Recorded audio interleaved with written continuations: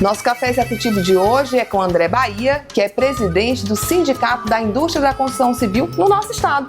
E nós vamos falar sobre a pujança desse ramo e também sobre o diferencial competitivo na gestão das empresas.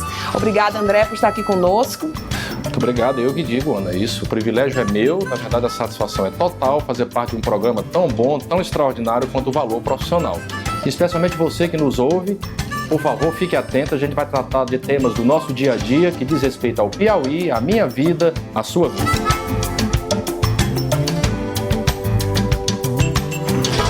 André, eu queria começar a nossa conversa que você falando um pouquinho dessa conjuntura que todo mundo já sabe, da crise, mas especialmente no setor da construção civil, o que isso tem abalado e quais são as perspectivas? Muito bem, Ana, a pergunta é muito boa. As respostas podem ser múltiplas, mas uma coisa muito sensível ao setor da construção civil é a taxa de juros.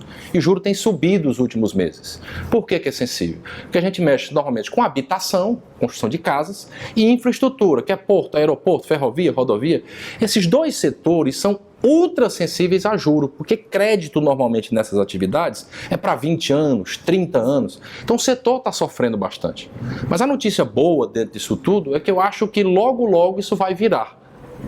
Por uma questão muito simples. Por favor, telespectador, vou tratar de uma coisa mais técnica, mas você é inteligente, você vai entender.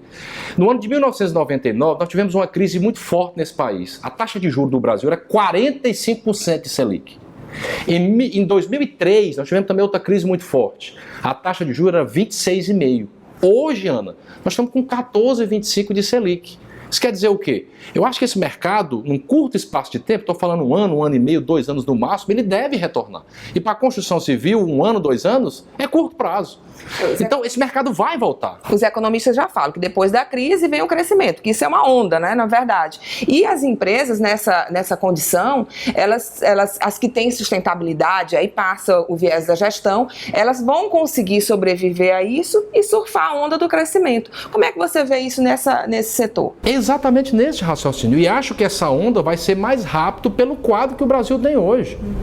Se você observar, por exemplo, conforme eu disse, na crise de 2003, quando o presidente Lula assumiu, porque o mercado tinha muita dúvida o que é que ia acontecer com a entrada do ex-presidente Lula, o Brasil estava pendurado no FMI. Hoje nós temos reservas externas de mais de 300 bilhões. O Brasil hoje, repito, tem uma Selic de 14,25. Bem verdade que perdemos o grau de investimento há pouco tempo, mas dá para se recuperar. Se esse ambiente político, Ana, melhorar um pouquinho, as regulações passarem o mínimo de confiança, essa Selic volta rapidamente para 11, 12, 10, o nosso setor já retoma, porque ele é muito sensível ao crédito. Veja, só na área de habitação, a cada ano se forma 1 milhão de casais no Brasil. O déficit habitacional é de 8 milhões. Mesmo com crise, se tiver linha de crédito saudável, o mercado retoma. E observe bem, nesse momento que estamos passando agora, no pior dos mundos, nós vamos ter uma recessão de 3%, que é muito. Mas os 97% continuam aí circulando. Tem gente comprando, tem gente vendendo, tem oportunidade acontecendo, tem muita empresa se retraindo. As oportunidades, elas vão aparecer dentro da construção civil. As empresas que agora, dentro do nosso setor, preservarem o seu caixa, valorizarem os seus clientes internos, que são os funcionários mais importantes, seus clientes internos, certamente vão de ganhar muito dinheiro nos próximos anos. Eu aposto nisso com toda a força. É comum a gente escutar falar que a economia, o setor da construção civil, ele é a pujança, ele que faz a economia crescer, você mede até um paralelo em relação a isso. Nesse sentido, como é que você vê o empreendedorismo, o viés do empreendedorismo na nossa região, no nosso estado, como é que você analisa o perfil do empreendedor hoje em dia, diante da crise, diante dessa situação, para poder trilhar um caminho de sucesso? Sua pergunta é muito boa, Ana. Eu acho que o povo piauiense precisa fazer uma reflexão urgente. O que é que a gente é? O que é que nós somos em termos de sociedade? Veja, nós somos um país capitalista, democrático, presidencialista. Isso aí pressupõe obrigatoriamente, por aquilo que somos, Ana, empreender. Só que muito da juventude piauiense, ela não quer empreender, ela quer muitas vezes depender do governo. E pior, não é nem apenas para passar num concurso público para servir a nação, não. É para ter a tal da estabilidade. Então isso precisa mudar urgentemente. O Piauí precisa de um choque cultural. Nós temos que esquecer um pouco a política, que precisa melhorar muito o padrão político piauiense. Mas antes de pensar no padrão político piauiense, nós temos que pensar na gente mesmo. O Piauí tem tudo por fazer, Ana. O Piauí tem tudo por fazer na área de infraestrutura, na área de habitação, na área de novas tecnologias, no agronegócio, na mineração, na energia. As oportunidades estão aí. O que precisa efetivamente é a gente dar um choque de capitalismo saudável, aguçar o espírito animal que há dentro de nós, conectar a nossa educação com o mundo real, e esse Estado, caro telespectador, pode virar um boom econômico. Eu acredito firmemente nisso. A história está aí para mostrar, Ana, que estados e países e civilizações onde o povo teve uma mudança cultural, a coisa aconteceu. Se esse país é um país capitalista, ele não necessariamente tem que depender de governo. Ele tem que cobrar o governo. Porque isso é a democracia. Via mídia, via associações, via estudantes. Cobrar e fazer a nossa parte. Se assim o fizermos, isso aqui pode explodir, eu não tenho a menor dúvida. Bom, então a gente falando do ponto de vista aqui da pessoa, né, do profissional, do empreendedor, ele abrindo o seu negócio, ele apostando na sua carreira. O que você analisa nessa ótica, por essa ótica, os empreendimentos, enquanto gestão, o que precisa para uma empresa ser sustentável, para ela ter o seu diferencial competitivo, para ela se manter nesse mercado que é competitivo, que é exigente, que não é fácil se manter, mas que precisa ter um diferencial para poder ter essa sustentabilidade e ter o sucesso. O que você acha que faz esse diferencial para as empresas? Olha, para a empresa trabalhar bem, sustentavelmente, eu acho que 3 pilares são fundamentais. Poderia dizer muita coisa, mas 3 são básicos. Primeiro, decisão estratégica. É por isso que as grandes corporações têm conselho de administração, para tomar a decisão certa de acordo com o setor. Sem uma base decisória sólida, nada vai para frente. Não adianta eu entender todas as técnicas sobre casamento se eu escolher casar com a mulher errada. Então a base decisória é fundamental. Segundo, gente. Nós precisamos aprender a gostar de gente, treinar as pessoas, trabalhar, estar em cima, organizar, valorizar as pessoas. E terceiro pilar é gestão.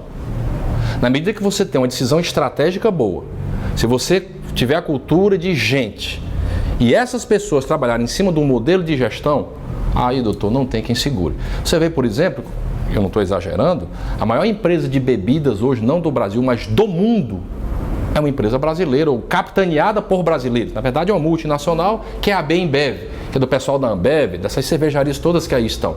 Veja qual é a revolução que eles estão fazendo hoje. Jorge Paulo Lemann, que é o grande mentor de tudo isso, ele hoje foi eleito a 17ª pessoa mais influente do mundo pela Bloomberg, que é uma grande agência de análise dessas questões. Por quê? Porque ele focou em decisão estratégica certa, pessoas e gestão. Isso reverbera para a nossa vida pessoal. Se a gente for pessoa que decide bem, que sabe lidar com pessoas e organiza de maneira com muita gestão a nossa vida pessoal, nós temos tudo para evoluir, para crescer, porque, repito, o Piauí tem tudo por fazer. E o lance da produtividade, que é muito comum também esse questionamento, que o Brasil é um país de pouca produtividade, que aqui se trabalha muito, mas a produtividade é sempre baixa comparado com outras potências mundiais. O que fazer para a gente alavancar isso também? Pergunta excelente, Ana. Num contexto globalizado como vivemos hoje, o que é globalização?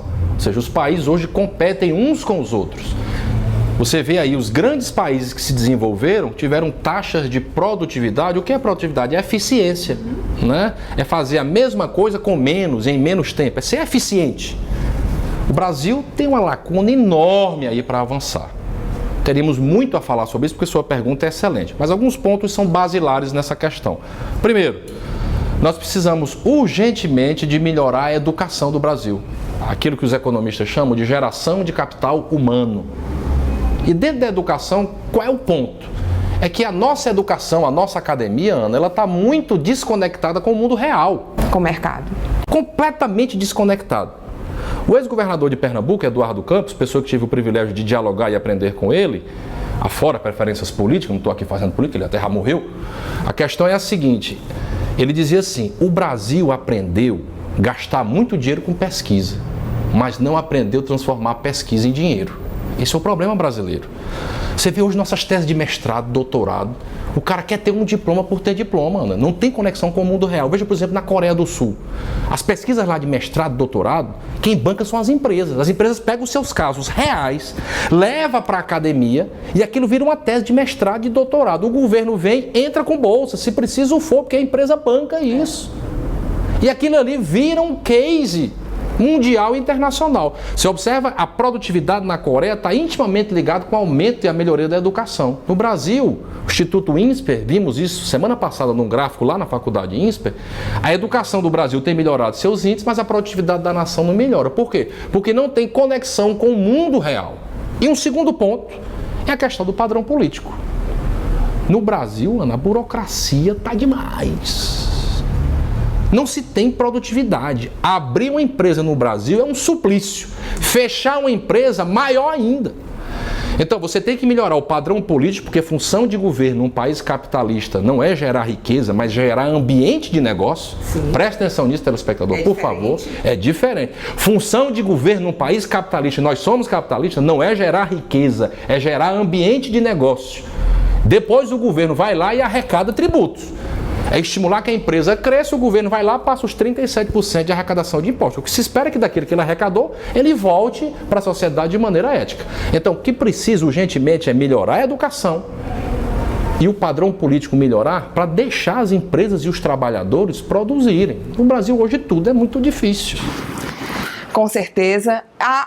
Nossa conversa está chegando ao fim. Eu agradeço aqui, André. Eu só queria que você terminasse dando uma dica aí de otimismo para a gente parar de falar de crise, pensar que vem coisas boas. Para quem está nos assistindo e pensa assim, eu quero empreender e aí eu estou assistindo o Valor Profissional agora e acabei de ouvir agora uma orientação, uma palavra de otimismo. Diga aí para o nosso telespectador. Ana, muito obrigado por esse privilégio. Na verdade, não só otimista, mas bem realista.